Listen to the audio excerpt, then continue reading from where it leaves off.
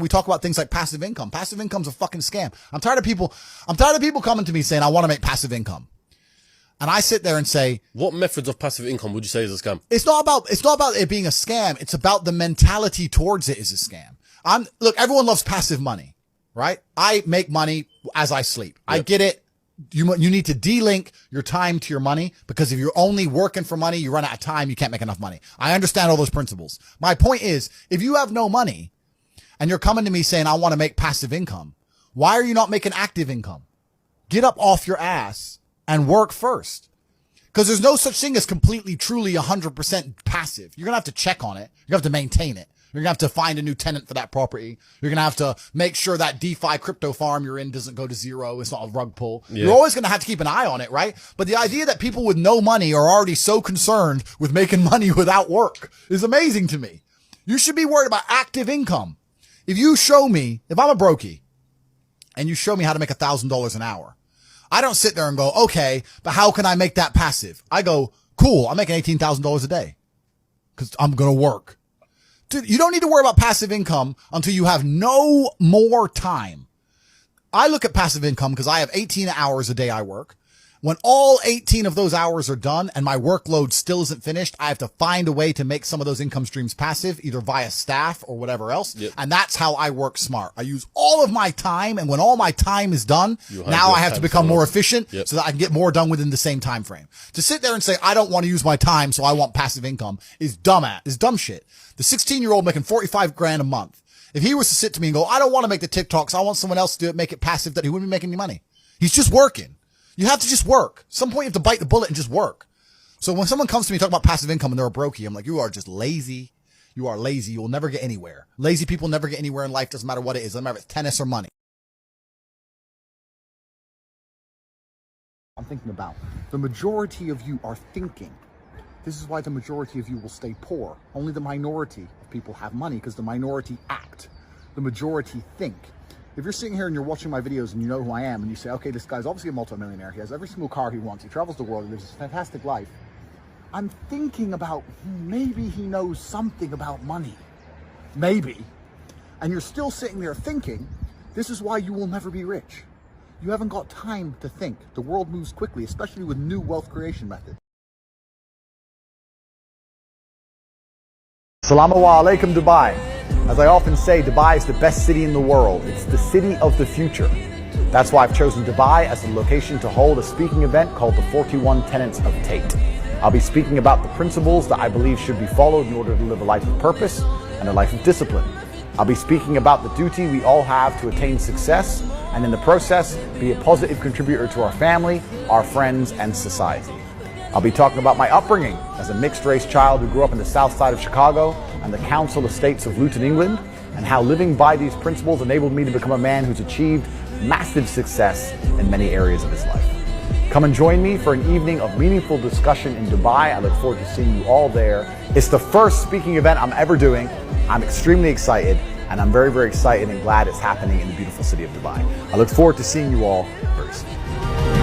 It's very hard to have a monumental fuck up. It's very hard to lose money. And also, now you can start nearly any company. You can start nearly any business. Give me a business. Name something completely random.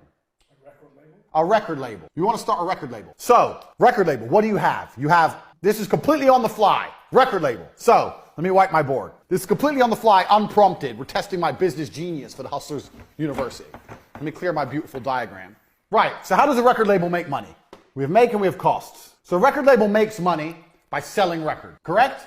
I've never run a record label, so I might be wrong. So you have to sell records. Now, a record label is a digital product, so it's actually harder than makeup, because how can you sell records you don't have? So what I'd be looking to do first thing is test my distribution channels. So costs, you need to find records you can instantly supply, unlike a makeup. So you need to find artists which are, I wouldn't say struggling, but there's certainly, you need to go out there and find some artists which don't want money up front. So you need to work out some kind of commission deal with artists and say, look, we're gonna give you X amount on the basis of the sales. So you have to find, we're gonna put broke boys. Because it doesn't, you know what? At this point, especially with a record label, although you need good quality artists to have a good reputation as a record label, if you have shit ones at the beginning, it doesn't really matter. If you have some shit ones and you sign Rihanna later on, is everyone gonna be like, oh, they have Rihanna now, but 3 years ago they had that crap band no one's heard of. They ain't gonna care. It's not gonna damage your reputation. So at this point, you can just get broke boys. Get broke boys, offer them a commission deal to try and sell records. So let's say we're selling a record for £1. Let's say it's a 50-50 split, 50-50. Now you got distribution channels. How are you going to sell the records? Where are you going to sell them? Apple Music, Spotify, whatever. You have to test the distribution channels, test them out. Test out an independent distribution channel.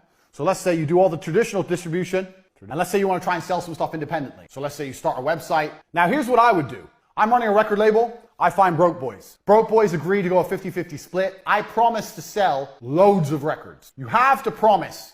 This is your job. So I promise to sell fucking 100,000 records a month. I promise. I'd lie. This is what I do all the time. No big deal. 100,000 a month. Easy. I'd get them. I'd put them across all the distribution channels. I'd see how many we sell. If we don't sell any, do you know whose fault it is? The broke boys' fault. I'll come back to them and go, okay, well, yeah, we have 2 of your songs. It's not enough. People don't know who you are. We need to produce some content to raise your profile. I don't know if you guys have any videos of you performing live. We need more music we can put out there. And I would just continue to extract from the broke boys more videos, more songs, all for free, all based on a commission deal, and just put it out there. Speed, just like we said in number 1. Like I said, I've never run a record label in my life. This has come off the top of my head. Speed. Give me more. The more they produce, the more they give you, and the more you put out there, it doesn't matter. If you sell a little bit of each, you're going to start to make money. Look at what we do and what I do, all my different businesses. At this moment, I run CobraTick.com. I have the War Room, which is a business in itself. I have the webcam business. I have 2 YouTube channels. I have casinos.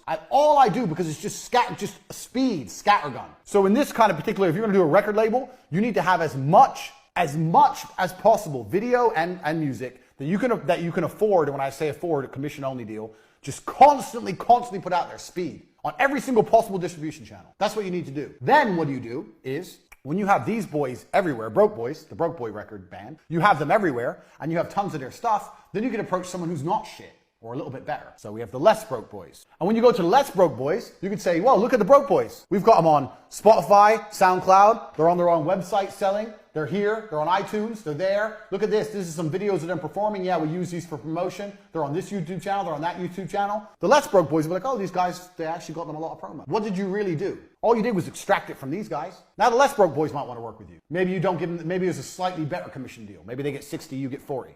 Take their shit.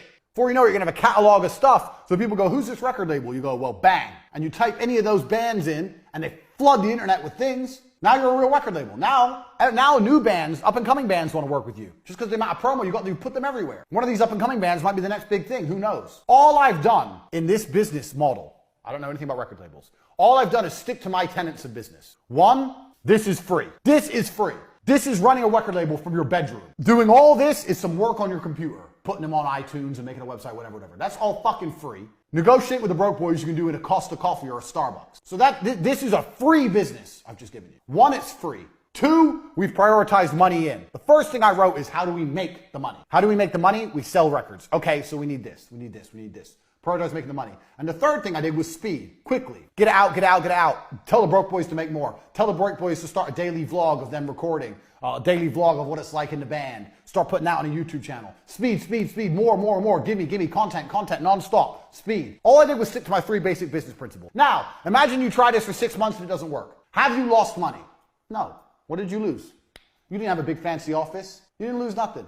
What's the worst that can happen? Nothing. And that is the exact point I'm trying to teach here. If you stick to these 3 tenets in nearly any business, you'll launch it for basically nothing, and nothing can go wrong. Nothing can go wrong.